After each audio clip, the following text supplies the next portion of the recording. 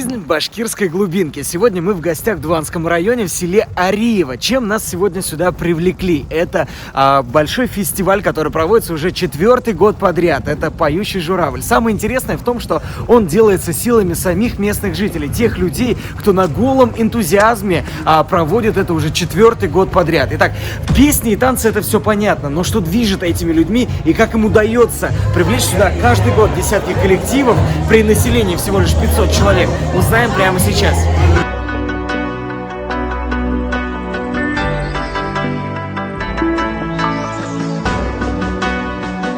Молодежь уже этим не занимается.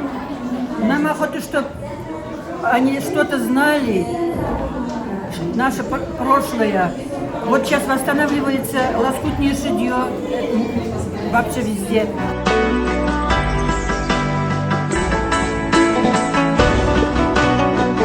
Интересно и происхождение фестиваля «Поющий журавль». Почему не в райцентре, почему именно в селе Арей? Это Юлия Юнировна, основатель, который уже 4 года занимается этим. Да? Вот 4 года успешно этот фестиваль растет. Да. Скажите, пожалуйста, вот откуда идея пришла? Я ездила в Мечетинский район, там было такое мероприятие, тоже маленькое. И вот эти вот показывали всякие фольклорные игры, песни, частушки, вот наши башкирские. И что-то я вот домой приехала, думаю, что-то у нас же ничего нету такого интересного. На Северо-Востоке вот он единственный фольклорный фестиваль, один на весь Северо-Восток. Думаю, вот смотрите, в основном этим ведь занимаются взрослые люди, да? Это бабушки, дедушки. А вот как молодежь на это смотрит? Даже вполне прилично смотрят. В этом году, кстати, у нас первый раз выступает детский сад, вот они у нас скоро будут выступать. Маленькие детишки. Ну а что это дает? Для чего это нужно? Зачем как? Вообще? Это же наши традиции, это наши корни. Не знаешь корней, нет будущего. Большой интерес к фольклору и доказывает то, что буквально вот в этом зале нету места, и люди даже смотрят стоя.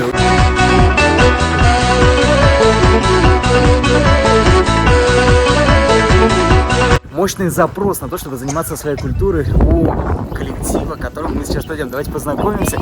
Девушки, здравствуйте.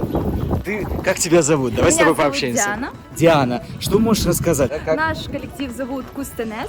Диана, сколько тебе лет? Почему ты танцуешь башкирский танец? Почему не тверк, не бути-дэнс? Я танцую с 5 лет, получается. Мне нравятся вообще народные танцы. Мне нравятся все танцы всех народов. Лезгинка, русские танцы, башкирские, татарские.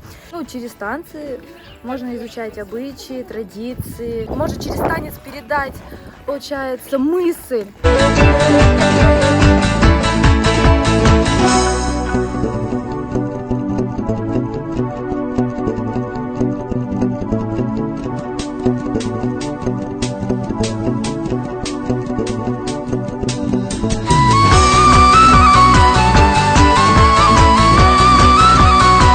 К нам сейчас присоединился Амур Агай. Начнем с истории. Этот первопоселенец по имени Арей по источникам не прослеживается.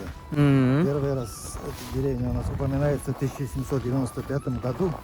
Сыновья Арея, это Сафиулла Ариев и Амин Ариев, упоминается в переписи 1816 года. Фольклор — это же наша история.